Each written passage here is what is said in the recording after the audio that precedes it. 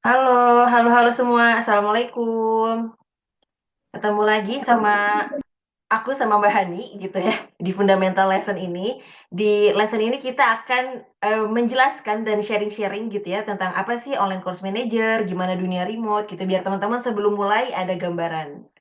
Oke, kita langsung mulai aja ya.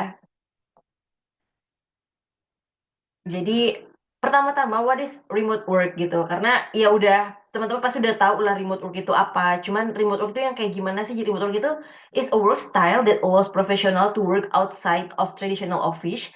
Jadi nggak harus di kantor, bisa kerja di mana aja. Namanya juga remote gitu kan. Nah, it's become more common globally, offering flexibility and global job opportunities. Jadi enaknya bisa kerja di mana aja, itu bisa ketemu opportunity-nya itu nggak cuma di Indonesia tapi di seluruh dunia gitu. Jadi kita nggak pintunya tuh nggak cuma di Indonesia aja tapi ada di mana-mana gitu. Nah, ini remote work itu tipenya ada dua nih. Sebelum teman-teman nanti mulai beranjak ya ke remote work itu, apa aja sih ada dua ini? Pertama ada independent contractor atau freelancer atau konsultan atau solopreneur.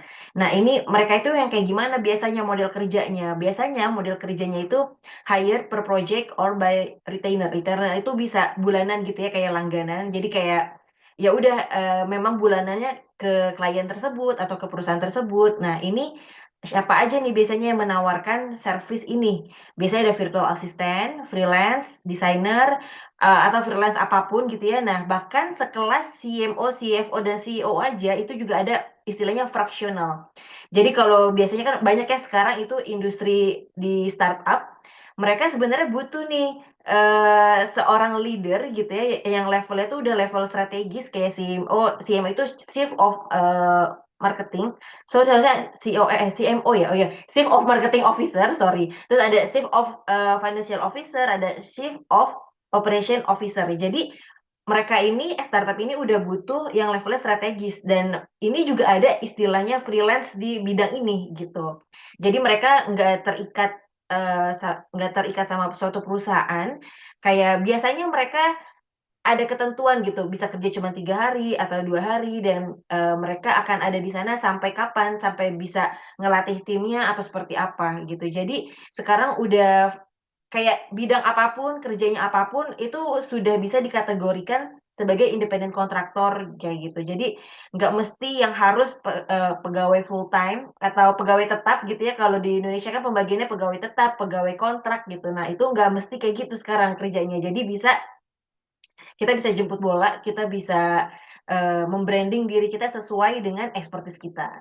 Gitu. Terus yang kedua, ini ada remote employee for international or local company. Nah, ini kenapa ada local company karena sekarang juga local company banyak ya yang menerapkan remote work gitu. Nah, ini kalau misalnya kita sebagai employee di sebuah perusahaan itu biasanya ada full time atau part time dan lebih long term contracts gitu loh. Term contracts ini biasanya ada durasinya lebih dari 1 tahun, bahkan mungkin 1 tahun atau 2 tahun sudah ada di kontraknya. Dan biasanya mereka juga dapat extra benefit. Extra benefit itu dalam artian kalau terutama kalau mereka full time ya, bisa jadi mereka dapat laptop, bisa jadi mereka juga dapat asuransi, dapat tunjangan anak. Jadi kayak di kantor-kantor pada umumnya gitu. Makanya kenapa mungkin orang-orang kita gitu ya tertarik juga nih apply-apply di perusahaan-perusahaan luar karena ya benefitnya sekelas misalnya kalau perusahaannya di UK berarti benefitnya sekelas staff di UK atau kalau di USA berarti benefitnya sekelas staff di USA. Begitu kurang lebih. Jadi ada dua hal ya kalau mau remote work ini. Dan kalau kita sebagai OCM, kita fokusnya di sini nih, di independent kontraktor, freelancer, solopreneur gitu. Karena kita jemput bola, gitu. Kita jualan service. Oke, lanjut ini why focus on independent contractor work. Jadi kenapa sih kita fokusnya yang sifatnya independent contractor work gitu. Satu, ada small business owner and solopreneur often don't have a full team. Jadi banyak banget. Jadi small business owner itu kan UMKM ya istilahnya kalau di luar negeri itu. Nah, UMKM-nya ini dan solopreneur yang mereka tuh entrepreneur tapi masih sendiri. Mereka itu kalau mau hire tim mahal di sana, bener gak? Mahal terus akhirnya mereka ngerjain sendiri. Cuman kan kalau ngerjain sendiri akhirnya overwhelm. Makanya kalau misalnya hire, terutama kita nih ya dari Southeast Asia misalnya itu bisa lebih affordable. Jadi kayak ketemu kan demand-nya, mereka butuh yang lebih affordable, tapi buat kita itu udah lumayan bayarannya gitu. Jadi ketemu titik tengah demand-nya nih. Terus yang kedua, they need someone who can manage a full core system alone. Nah ini, mereka perlu orang yang memang paham, core system. Jadi, mereka udah nggak mau ngajarin lagi sih teman-teman, kalau kita punya klien ya, mereka biasanya udah nggak mau, ngajarin lagi, karena kalau misalnya ngajarin lagi berarti buat apa dong hire orang gitu kan, karena mereka mau, melepaskan beban sebagian beban itu ke kita gitu, makanya butuh orang yang sudah mengerti core system itu seperti apa. Terus ada as an online course manager, you become a one person powerhouse. Jadi, ya kita yang bisa ngerjain semuanya gitu dan memang mungkin nanti terlihat banyak gitu ya kalau sudah di penjelasan masuk ke course atau nanti di, setelah sesi ini juga akan kelihatan tuh, oh kerjanya banyak banget ya mulai dari marketing sampai operasional, tapi tenang aja gitu. Kayak aku sama Mbak Hani, itu cukup waktunya 20 jam 1 bulan, bahkan maksimal mungkin 30 jam ya untuk bantuin satu klien ngurusin semuanya. 30 jam tuh 1 bulan berarti sehari sejam 2 jam kerjanya gitu kan, karena weekend nggak kerja.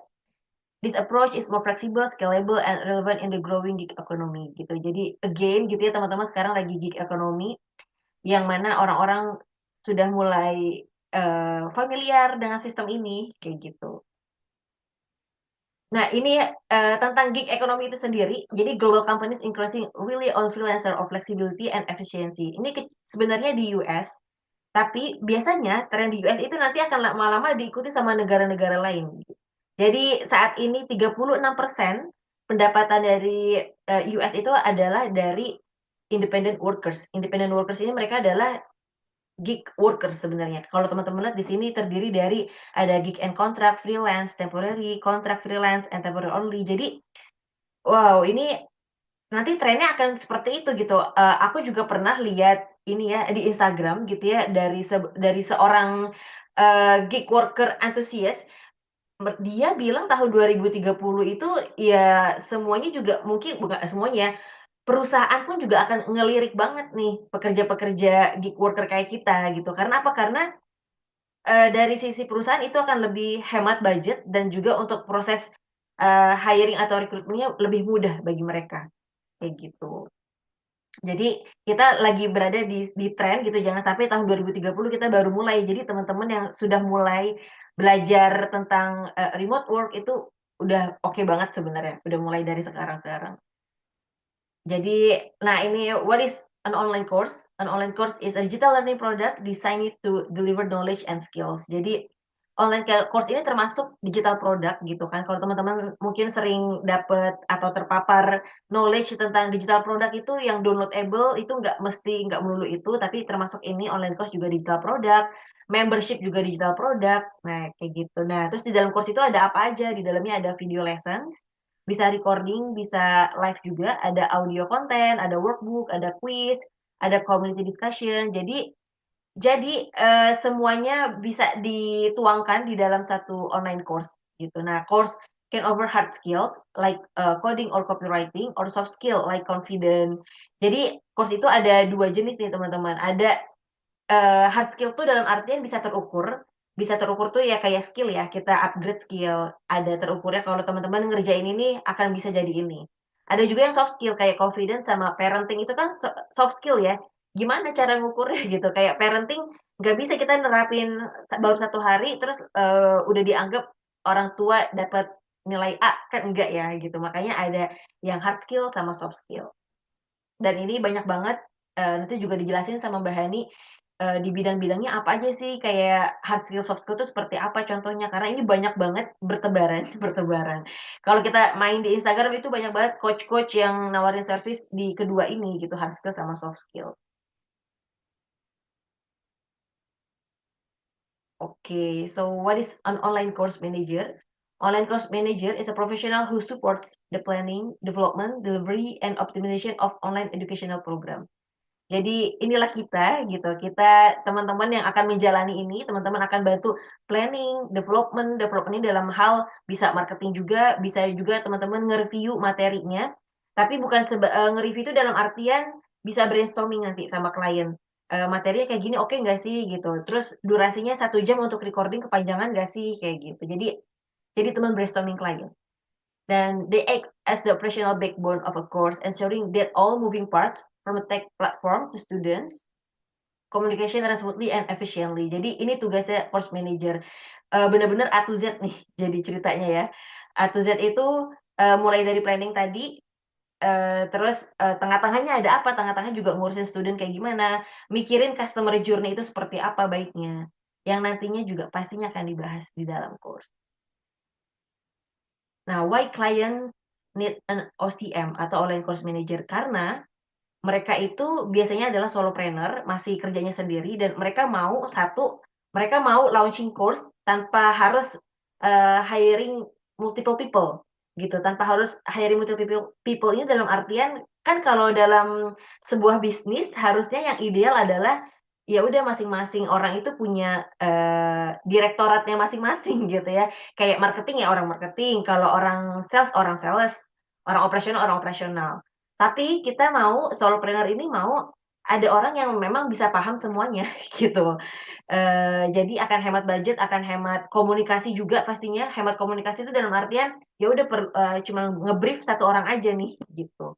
Terus ada save time by outsourcing course logistic, get expert help in organizing their knowledge into a professional products. Jadi biar mereka tuh bisa fokus sama, materi course-nya aja gitu, kita bantuin hal-hal operasionalnya.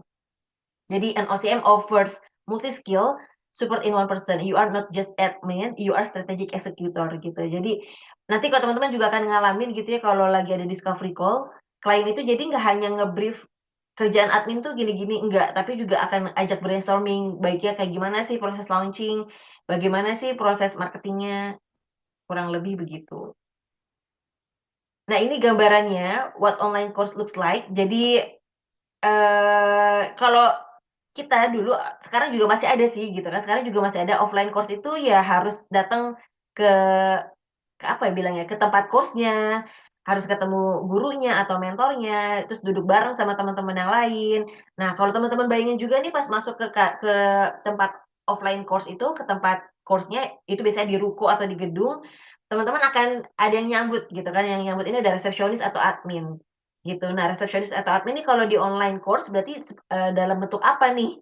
Kalau di online course itu berarti dalam bentuk, cukup di website aja gitu, mereka visit website tertarik atau enggak, kalau tertarik bisa lihat semua halaman, penjelasan course-nya kayak gitu. Terus kalau di offline course lagi nih, kita ngebahas offline course, mereka pasti ada marketingnya gitu kan, marketingnya ada spanduk-spanduk mungkin, ada poster-poster yang dipasang di tempat umum, jadi orang-orang aware ada tempat kursus baru nih atau ada penawaran menarik gitu. Tapi kalau di online course, pastinya kita semuanya online gitu kan, nggak ada poster, nggak ada spanduk, nggak ada baliho. Nah itu kita memaksimalkan sosial media, website, dan paid ads ya kalau memang dibutuhkan. Jadi nah kurang lebihnya gini, jadi apa nih, elemen-elemen yang ada di online course? Pertama adalah learning platform setup atau learning management system.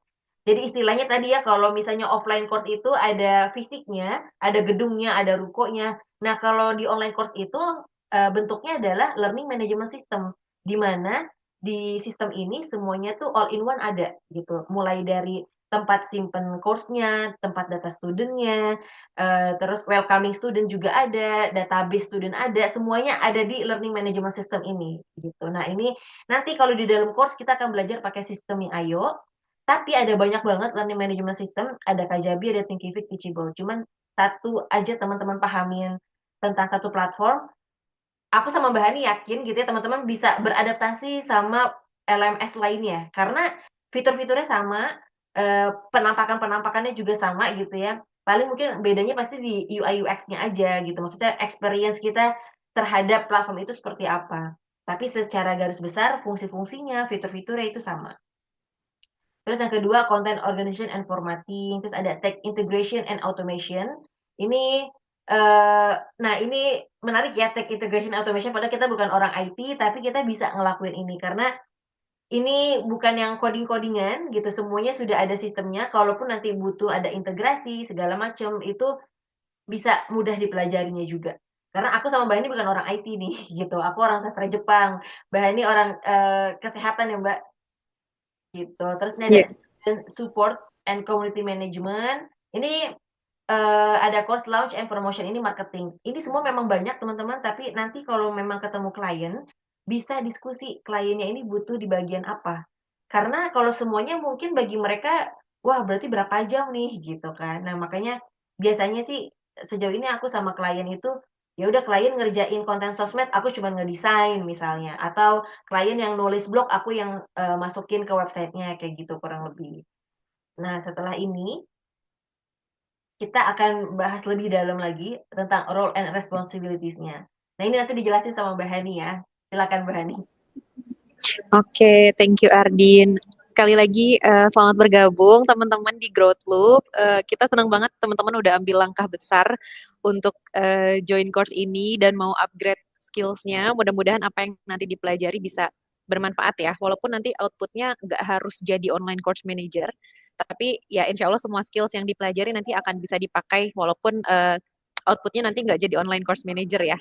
Oke, kalau tadi Ardin udah jelasin dari awal tentang remote work, terus OCM itu apa gitu ya. Nah, aku bakal sharing sedikit tentang role and responsibilities dari seorang online course manager gitu. Jadi online course manager may wear many hats depending on the scope of the project or size of the team. Some key responsibilities include, nah jadi seorang OCM ini kayak tadi Ardin udah jelasin ya, kelihatannya tuh tugasnya kok banyak banget gitu dari A sampai Z, dari mulai planning, development, sampai kita bantuin launching segala macam gitu. Tapi padahal ketika kita udah paham sistemnya, kita udah paham ekosistemnya, kita udah paham learning management system semuanya, ya itu sebetulnya itu akan mempersingkat semua pekerjaan kita di situ ya sebagai OCM. Nah, jadi yang responsibility yang pertama adalah course planning dan setup gitu. Course planning dan setup itu apa sih gitu? Yang pertama adalah kita bisa mengkoordinasikan konten timelines dan material sama si kreatornya gitu. Jadi kita kayak brainstorm materinya tentang apa, konten-konten yang bisa dipakai untuk marketing atau misalkan konten-konten untuk course-nya itu ada di course planning dan setup. Kemudian ada setting up course structure. Jadi modulnya, lessons-nya mau pakai quiz kah atau misalkan mau live atau mau pre-recorded. Nah, itu juga kita bantu di course planning. Gitu. Kemudian ada formatting konten, apakah kita mau ada pre-recorded video tadi atau misalkan ada PDF guide atau misalkan mungkin audio gitu ya atau ya itu kita bisa pilih gitu sesuai kebutuhan dari course kreatornya. Oke, Adin next di aku. Oke, kemudian responsibility yang kedua adalah platform and tech management.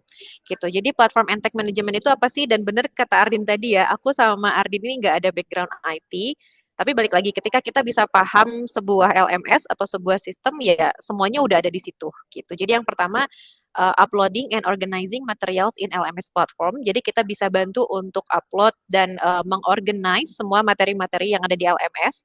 Kemudian kita juga bisa manage integrasi gitu ya. Misalkan misalkan sebuah LMS itu dia nggak punya email marketing tools ya, kita bisa integrate sama ConvertKit atau mungkin kita bisa integrate dengan payment gateway seperti Stripe gitu atau mungkin Zapier untuk tambahan automasinya gitu. Nah, itu kita bantu di situ untuk masalah teknikalnya gitu. Kemudian kita juga troubleshooting tech issues and ensuring smooth user access gitu. Jadi kita harus memastikan bahwa semua proses yang ada di dalam sistem itu bisa berjalan dengan lancar gitu ya atau smooth.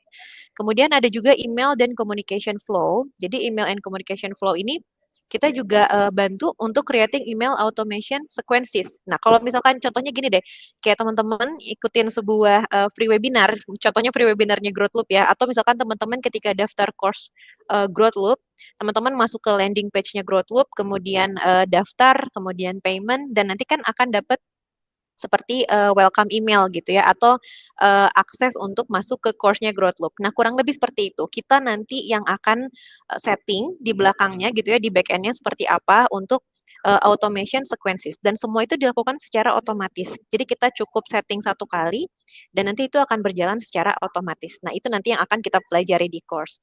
Kemudian managing student progress updates and course announcement gitu. Jadi kita juga sebagai OCM bisa juga untuk memanage student progress atau misalkan ada komunitas juga di situ ya kayak gitu jadi kita juga bisa update progresnya seperti apa. Oke, lanjut Atin.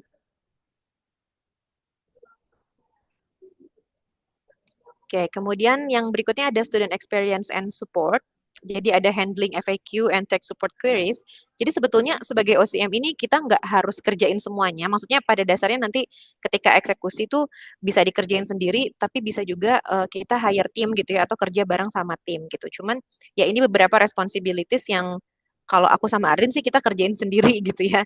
Karena memang sebetulnya setelah dikerjain itu nggak makan waktu banyak gitu. Kemudian managing course communities dan tracking student engagement and drop off points gitu. Jadi kita juga bantu untuk handle community-nya.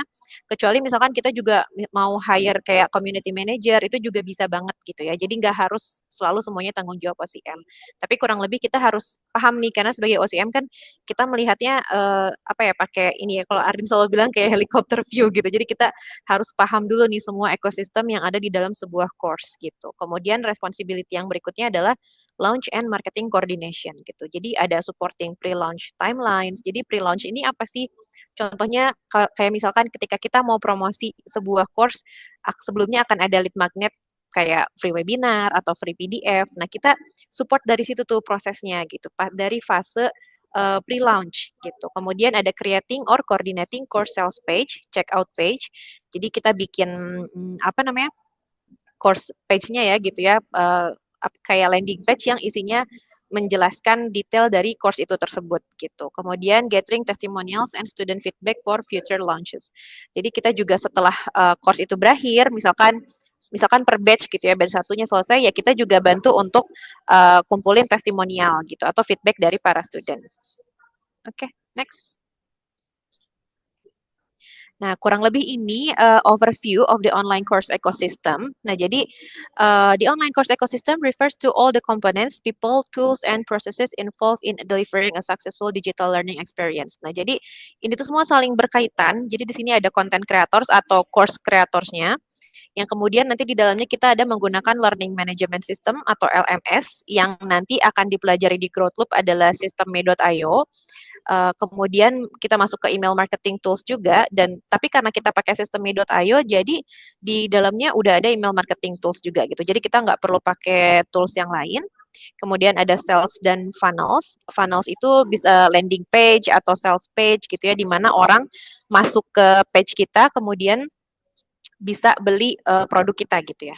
Dan yang terakhir adalah community. Oke, next Ardin.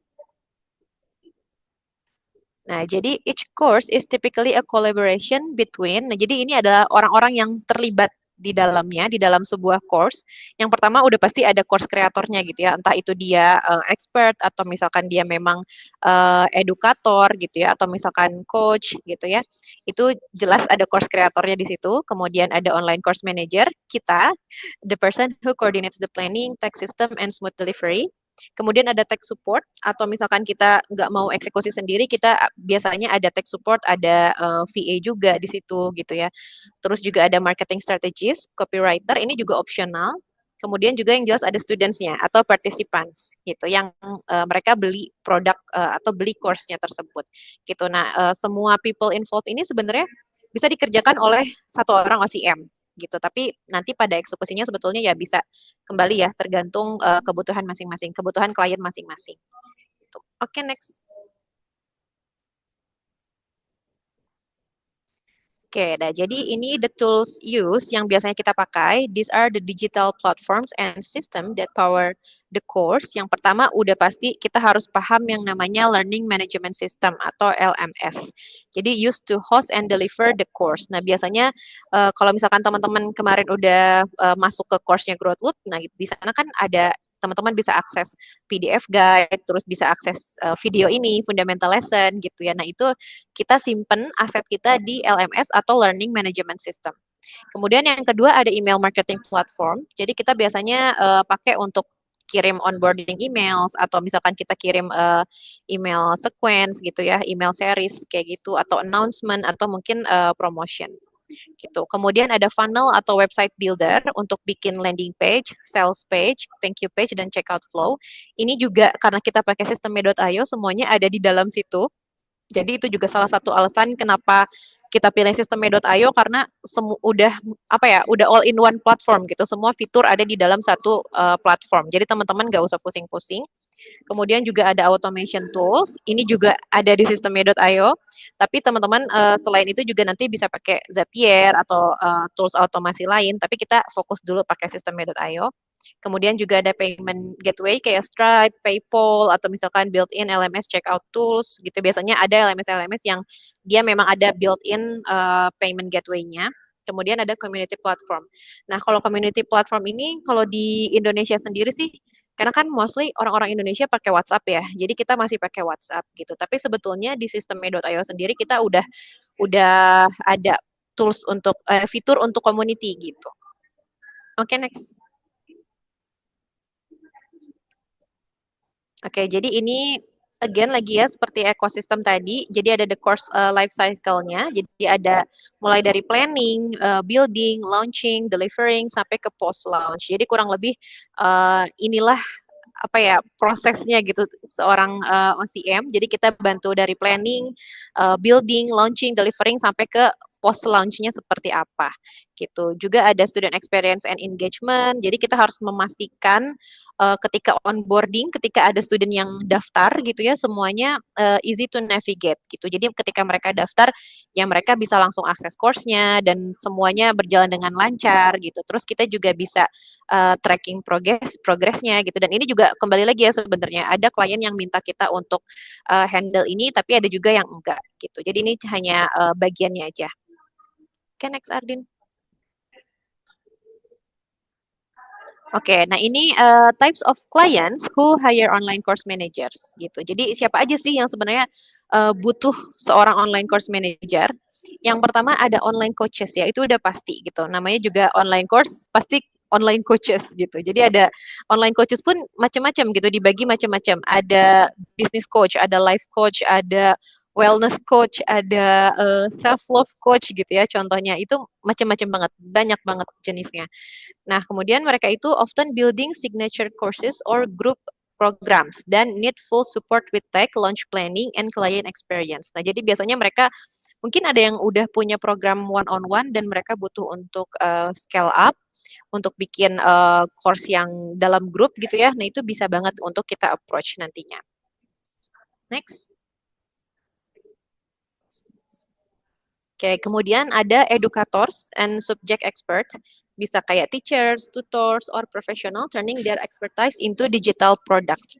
Contohnya ada kayak kemarin kita dosen ya Arden ya. Jadi ada juga dosen yang dia mau istilahnya sharing expertise-nya, sharing ilmunya gitu tentang publikasi ilmiah seperti itu. Nah, itu juga bisa dijadikan e-learning atau dijadikan online course gitu dan itu juga bisa jadi potensial klien untuk kita sebagai OCM gitu. Jadi fokus more on knowledge delivery, may lack tech or marketing skills. Nah, jadi biasanya mereka tahu ilmunya, tapi mereka kurang paham tentang technical stuff atau marketing skills-nya. Oke, okay. Next. Oke, atau ada juga corporate trainers gitu ya. Karena sekarang di corporate pun, di perusahaan pun mereka pakainya online course gitu. Jadi training department in companies using courses for onboarding, compliance, or skill development gitu. Jadi mereka juga di corporate itu biasanya sekarang udah pakai online course gitu untuk karyawan-karyawannya. Cuman bedanya adalah more formal structure, may use platform like Talent LMS, Moodle, or Thinkific Plus gitu. Jadi biasanya mereka strukturnya lebih formal ya gitu untuk corporate. Tapi ini juga bisa jadi apa ya potensial klien untuk OCM. Next. Ya, kemudian yang terakhir adalah service providers turn educators. Nah, contohnya misalkan kayak VA atau designers atau consultants atau influencer bahkan gitu ya yang who want to create digital products to scale their business gitu. Contohnya ada VA nih dia mau bikin course how to become a virtual assistant gitu atau misalkan influencer yang mereka mau bikin course atau misalkan webinar tentang how to become influencer atau misalkan how to create digital product something like that. Jadi ya itu bisa banget jadi potensial klien seorang OCM gitu. Usually solopreneurs and need guidance on strategy, tech and launch gitu. Jadi bahkan service provider pun bisa jadi potensial klien untuk seorang OCM. Next, Ardin. Oke, mungkin sekian ya Ardin penjelasan dari kita untuk fundamental lesson. Mudah-mudahan cukup jelas untuk mengawali pembelajaran di Growth Loop dan nanti yang pasti untuk lebih detailnya seperti teknisnya seperti apa, nanti sistem marketing seperti apa, lead magnet seperti apa, nanti kita pasti ketemu di session yang live. Gitu ya, Ardin. Oke, tidak terasa sudah di penghujung ya. Oke, makasih teman-teman. Sampai jumpa di sesi-sesi selanjutnya. Terima kasih. Assalamualaikum. Waalaikumsalam warahmatullahi wabarakatuh.